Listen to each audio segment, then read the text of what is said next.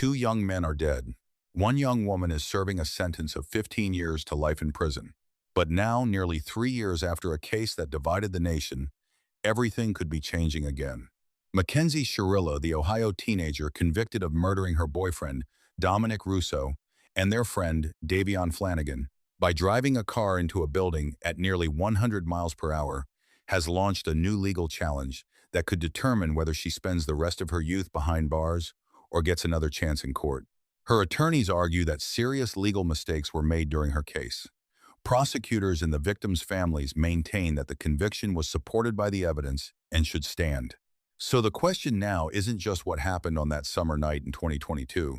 The question is whether the legal system got it right. Could this appeal open the door to a new chapter? Or will it end with Mackenzie Shirilla remaining exactly where she is today inside a prison cell? Tonight, we're taking a detailed look at the case, the evidence, the victims, and the legal battle that has put this tragedy back in the national spotlight. Because before anyone can understand this new appeal, we have to go back to the beginning. Welcome to Brian Case Records. If you're interested in fact-based true crime investigations, courtroom developments, and in-depth analysis of the cases making headlines, be sure to subscribe and turn on notifications so you never miss an update. Now let's begin. Long before there were courtroom arguments, before there were expert witnesses, before there were appeals, there were simply three young people whose lives became forever connected. At the center of this story was Mackenzie Shirilla, a teenager from Strongsville, Ohio. Friends described her as outgoing and active on social media. Like many teenagers, she documented parts of her life online, spent time with friends, and was looking ahead to adulthood. Her boyfriend was Dominic Russo, 20 years old. Those who knew Dominic remembered him as kind, hardworking, and deeply loved by his family and friends. He had plans for the future, plans that, tragically, would never be realized. Also with them was Davion Flanagan, 19 years old. Davion wasn't just another passenger in the car. He was someone's son, someone's friend, someone whose family would soon receive news that no parent ever wants to hear.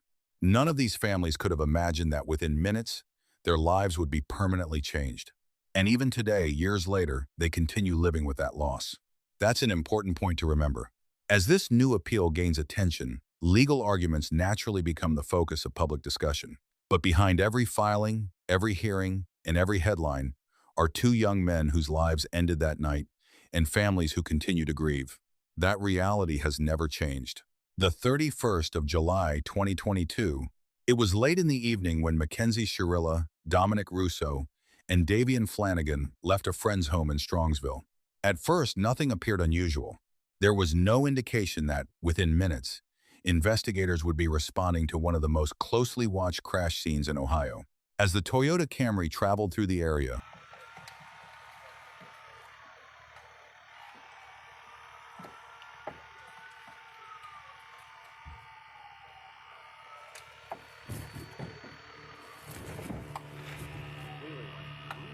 Dude, this is the last thing I expected when I pulled up.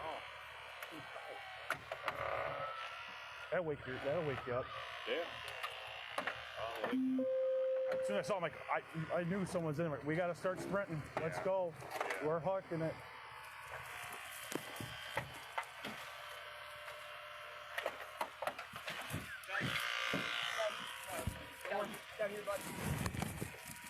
Not more? No, you got to go.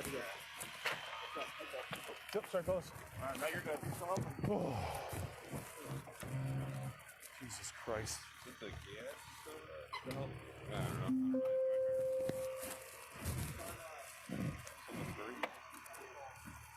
We're going to need a camera.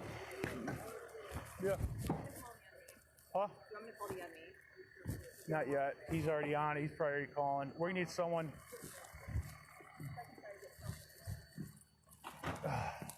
Yes, Kim. I already mentioned it to him. Camera? Yeah, we're gonna need a camera. I'm hoping there's a day shifter. Is anyone on station from day shift?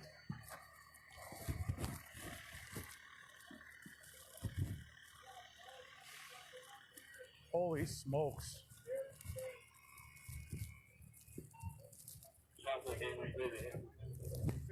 I know. Well, I figured for camera purposes and shit. I got a camera. Oh, perfect. I'll bring out. He got a pulse. Okay. What's that? Yeah. Oh, the one does. Yeah. What's he got you doing?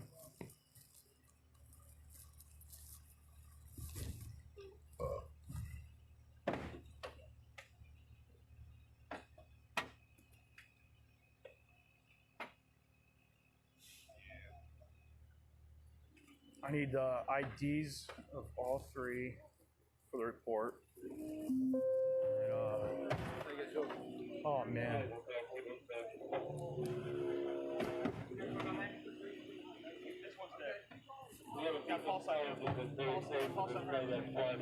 She's moving. She's moving. She's moving.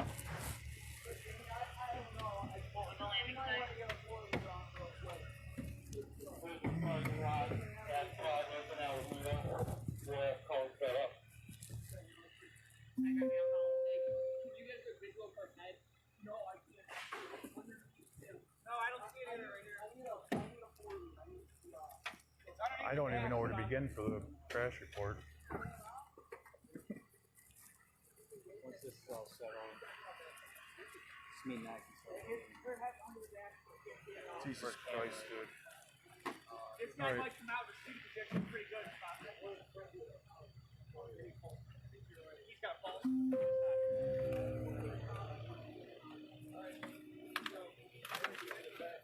You want to take pictures? Would you or no? Starting at the track. Where the prints are. Okay.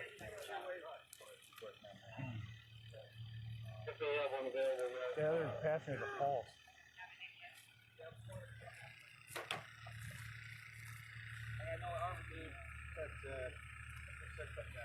We're taking them out now. I hope they're all not brothers.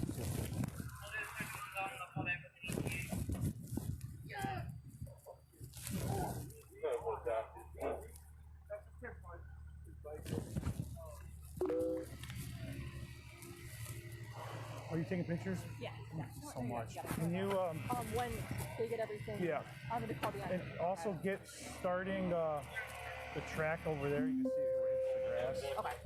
Thanks.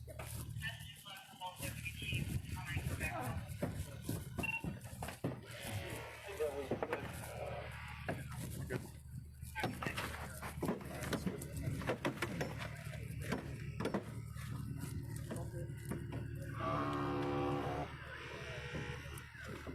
You let your cameras on, right? Good job.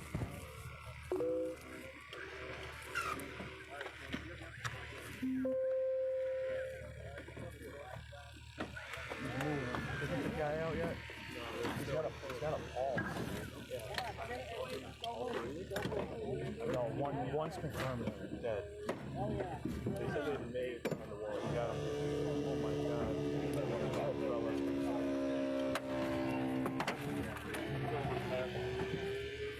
She's talking to me.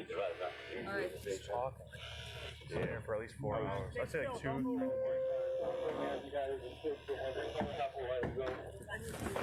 Helicopter's coming. Yeah,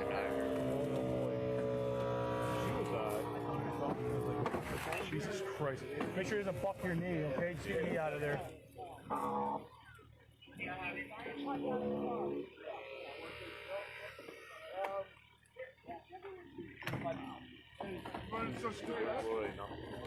Jesus Christ, dude. I've never seen one this big. This is like 120 plus, dude. 100 plus.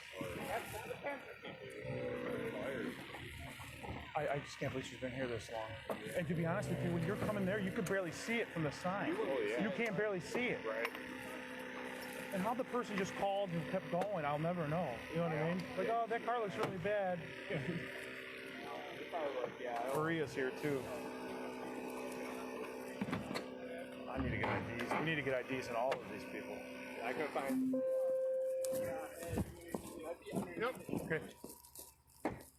Any wallet on him, fellas? Yes, something in the right side. I'm gonna grab it. Unless you guys want to grab it.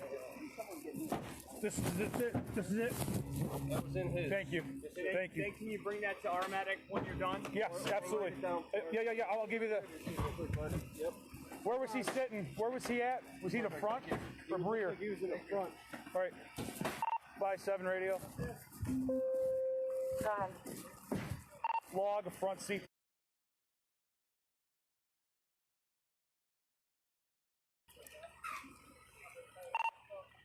Hey, make sure that car's in front. How old is he? Copy, 19-year-old male, valid list. Okay. You want me to keep anything? What's that there? You want me to keep any IDs or is that They want it. all? They want for life flight.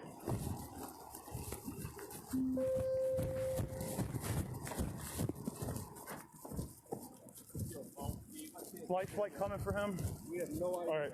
I know they're doing a landing zone. That's all I heard last. Okay. Yep. For us, no, that's That's for. Is he breathing or no? I don't all right. think Sorry. No, you're good. Kind of. The last thing I expected to pull up on, man. You kind of got, yeah. Holy shit. Yeah. Great.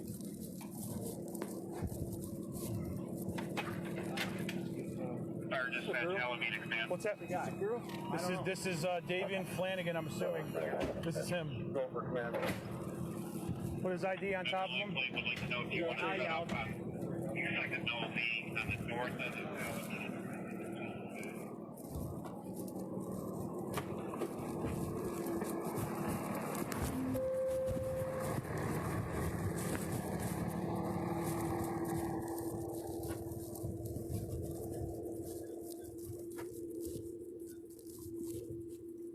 Our assistance for life flight.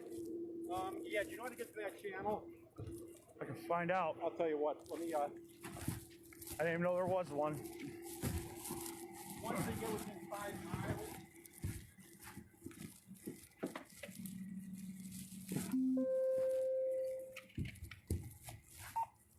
Where we have it, I'm sitting down over here. Zone 6, medical. 8-pack, 19. Are they taking one or two? They're taking one. They're going to have Okay, the one female. here, and then they're going to be one in the cul-de-sac down beyond there. They're sending two birds? Yeah. Holy smokes. I don't know. Okay, so We what? might end up running with one of the patients first, but one of them will be in there. Okay, one's already loaded up in here. Oh, there is? Davian Flanagan, 19-year-old male. Okay, thank you. Yep. His ID's on top of him.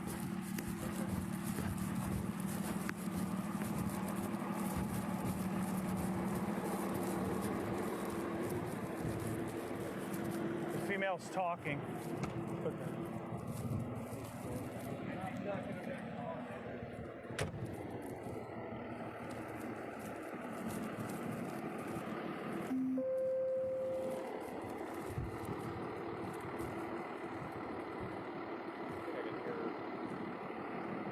A bird?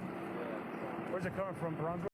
Surveillance cameras captured portions of its journey. Those videos would later become some of the most important pieces of evidence in the investigation. Investigators eventually reconstructed the vehicle's movements using surveillance footage, witness accounts, and data recovered from the car itself. According to prosecutors, the vehicle accelerated dramatically during its final moments. Authorities later alleged that the car reached approximately 100 miles per hour before leaving the roadway and crashing into a commercial building. The impact was catastrophic. Emergency responders rushed to the scene, but there was little they could do for Dominic Russo and Davion Flanagan. Both young men died from the injuries they suffered in the collision. Mackenzie Shirilla survived, seriously injured, but alive? Almost immediately, investigators began asking a question that would shape every stage of the case that followed. Was this a terrible accident, or was it intentional? That single question would ultimately become the foundation of one of Ohio's most controversial murder cases.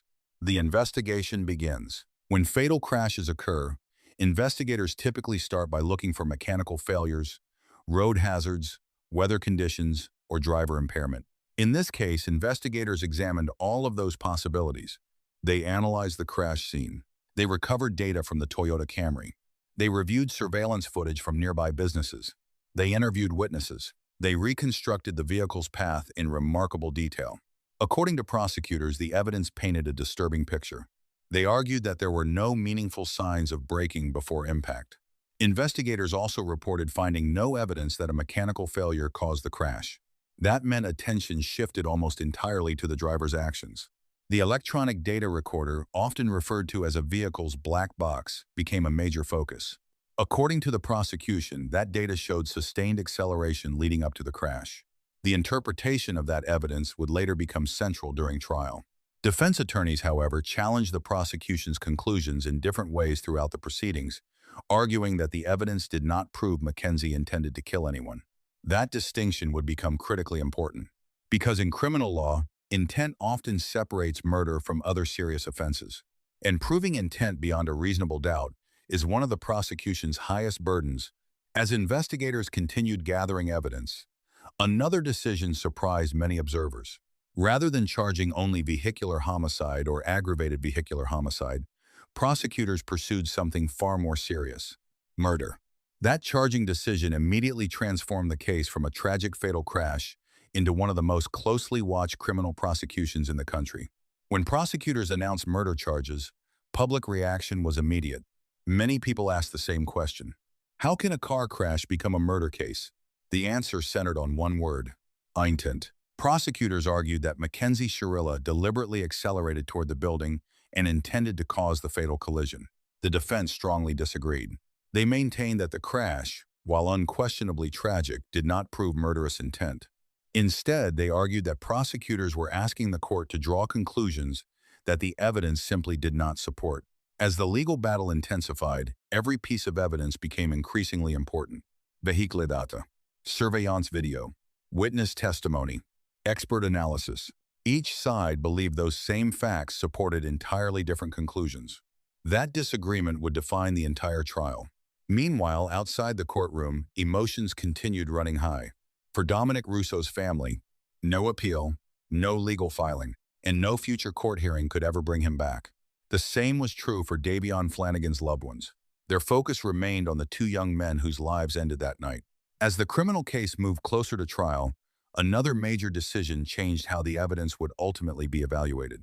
Mackenzie Shirilla waived her constitutional right to have a jury decide her case. Instead, she chose something very different: a bench trial, meaning one judge, not 12 jurors, would determine whether she was guilty or not guilty. That decision immediately raised the stakes, because every witness, every expert, every piece of evidence would now be weighed by a single person. And that judge's decision would ultimately shape the rest of Mackenzie Shirilla's life. As this case enters another chapter, one thing remains clear: the new appeal does not erase the past, nor does it change the fact that two young men lost their lives on the 31st of July 2022. For the families of Dominic Russo and Davion Flanagan, every court filing, every hearing, and every headline serves as another reminder of a tragedy that forever changed their lives. While the legal system continues to examine the case, their loss remains permanent. For Mackenzie Shirilla, the stakes could not be higher. Her attorneys argue that legal errors affected the outcome of her trial and are asking the courts to take another look at the conviction. Prosecutors, however, maintain that the evidence supported the verdict and that the conviction should remain in place. Ultimately, this appeal is not about deciding guilt all over again in the court of public opinion. It's about whether the legal process was carried out fairly and in accordance with the law. The courts, not social media, not commentators, and not public opinion, will determine what happens next. Could this appeal result in further proceedings or even a new trial? It's possible, depending on how the courts rule. But it's equally possible that the conviction will remain exactly as it is. Until the legal process concludes, those questions remain unanswered. Cases like this remind us how quickly lives can change and how one decision can have consequences that last for decades. They also remind us that the justice system includes multiple layers of review designed to ensure that convictions are both lawful and supported by the evidence. We'll continue following every verified development in this case and bring you updates as they happen. What do you think? Do you believe the courts will uphold the conviction, or do you think the new appeal raises issues that deserve another review? Share your thoughts in the comments below, but please keep the discussion respectful of everyone affected by this case. If you found this analysis informative, don't forget to like this video, subscribe to Brian Case Records, and turn on notifications so you never miss our latest true crime investigations and courtroom updates. Thank you for watching, thank you for your support, and until next time, stay informed, stay curious, and we'll see you in the next investigation.